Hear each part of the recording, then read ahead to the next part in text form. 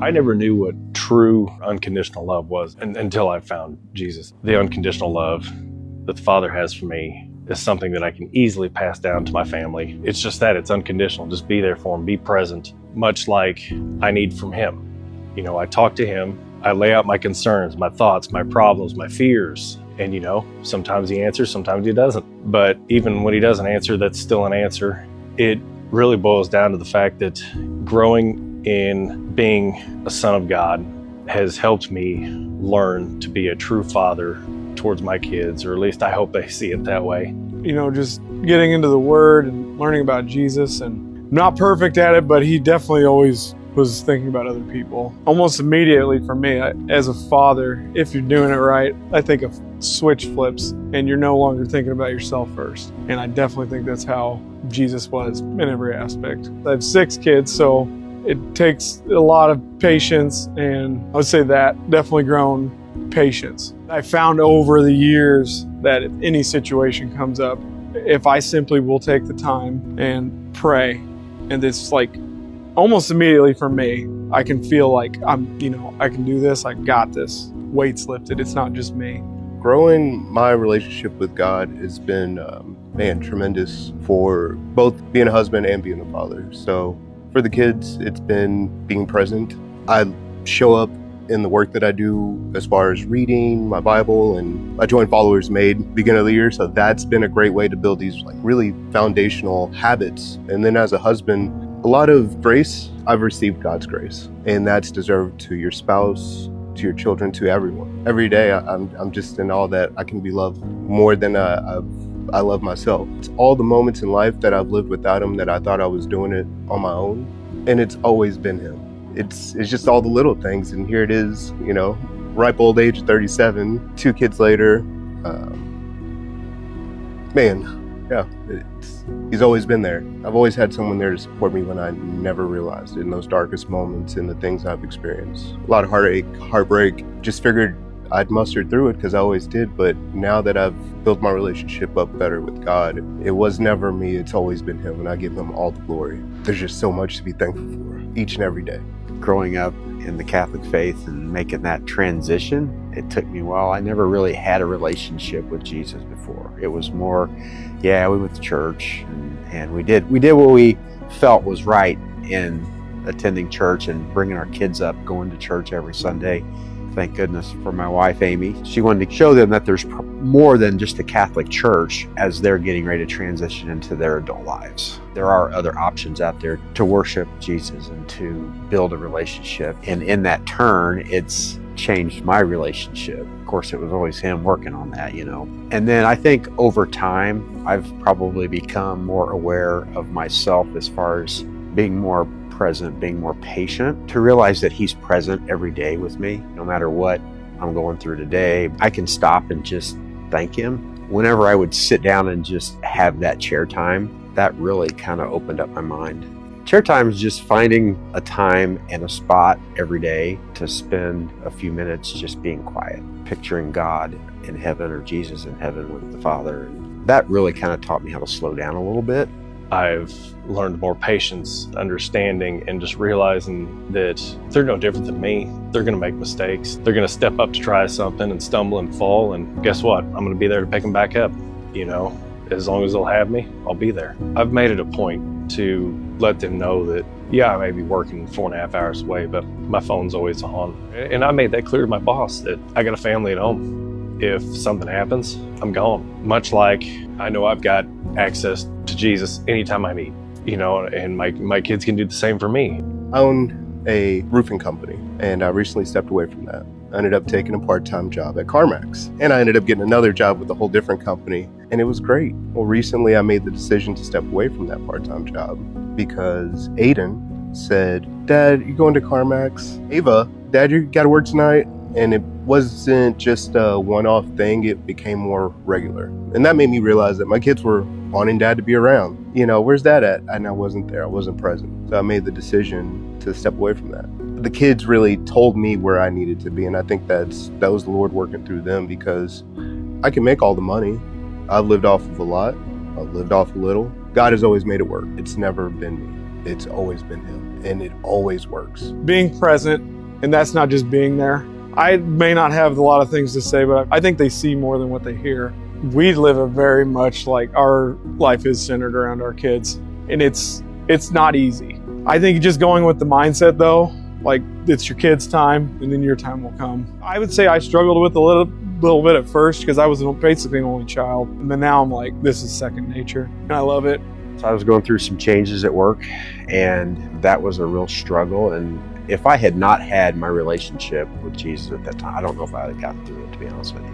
But I think it just gave me more patience with my kids, and I'd do anything for them, jump in the car, whatever I needed to do to go help them out. I've always tried to be present in their lives, and there's things that I'm thankful for the work I do, that I was able to be around a lot of their events and stuff as kids. But I think as my kids got older, I wanted them to know that, hey, you can come to Dad for whatever, and I think they know that. I hope that they grow up and realize that I've been trying, and that they can pass that hopefully one day on down to their kids as well. I hope that every time that my family thinks of me, they see someone that has a loving relationship with the Father. Honestly, I hope that's enough, that that's all they see.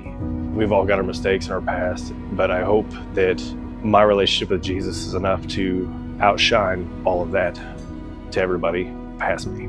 I want the legacy for my kids' kids, like I said, with faith, to continue as it has with my kids. Like so far, I mean, my kids are getting older, but I want them to just be, it's like it's a normalcy. Like there's no question, we look to God. He's first and foremost. My daughter, my son-in-law go to church here, and they're bringing our granddaughters now.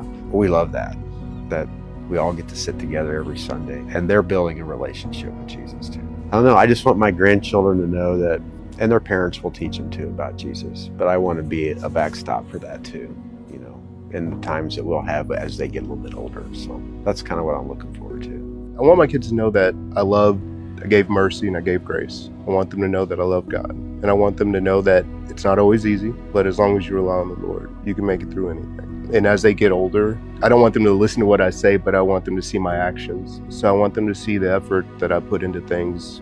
It's how you do anything, it's how you do everything. Sometimes things take hard work to get what you want.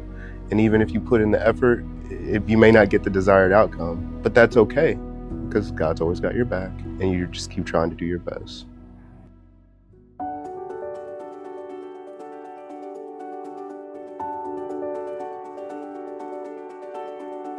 Jordan, I just wanted to start this off by telling you how much we love and appreciate you, the hard work, sacrifices, everything that you do for our family, for you being our rock.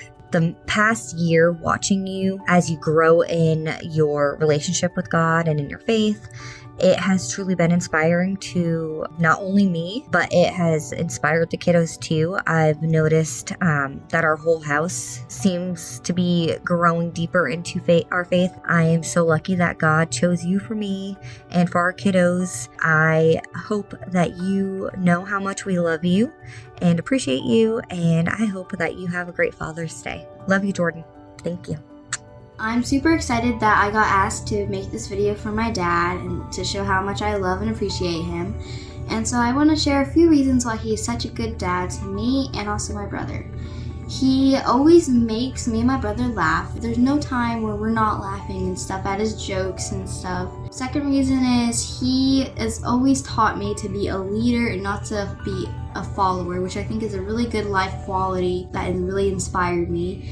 Third, he always makes me feel important. Whenever I am at a school event and stuff, he always tries to show up, which I really appreciate him for doing that. Happy Father's Day, Dad. I really love you so much and I appreciate you for everything you do.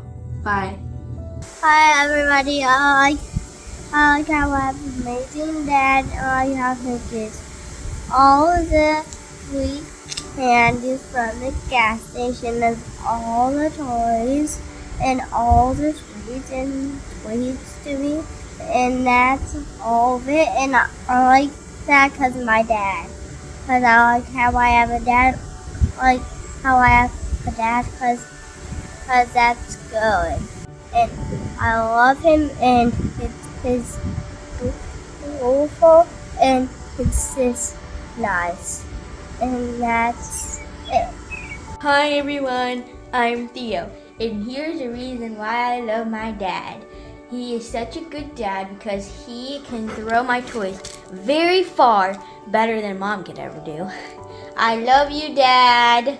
Dad, I am so happy and grateful for the support that you've given me through high school, and just from talking me through tough times or tough classes, or helping me with fights with friends, or even doing something as simple as buying me my court warming and homecoming dresses and my prom dress. I don't know how to express to you how much I love and appreciate you, but I know that you'll keep giving me the support and love that I need to start my college experience. So thank you, and I love you. Cody, I am forever thankful for you in your pursuit of Jesus. You are giving our kids an amazing role model in how to be a supportive, caring, and God-loving partner. Thank you for your sacrifices for us. I love you. Happy Father's Day. Dad, I'm extremely grateful for all the sacrifices that you've made to keep a roof over our heads and raise us in a godly home. And I'm extremely grateful for the man that you're raising me to be. And I'm grateful for how you've taught me to put God first in my life, and encouraging me to open my Bible more and step out in faith to do things that I wouldn't normally do. I'm extremely grateful for the unconditional love that you show us every day. Happy Father's Day. I love you. Happy Father's Day, Dad. And one thing I love about you is when I get in trouble, the way you handle it makes me want to listen and follow it. But I try, but I just mess up. But I love the way I came in, and I love you. Hey, Dad. Happy Father's Day. I just want to let you know I love you, and I'm glad you're always there to help encourage me whenever I try and do something that interests me. I'm also thankful you're always there for me because a lot of kids don't have a dad like you to help them grow up and become a man. I just want to let you know I love you and thank you. I'm thankful for Dad to play Minecraft with me. That's mine. It's okay.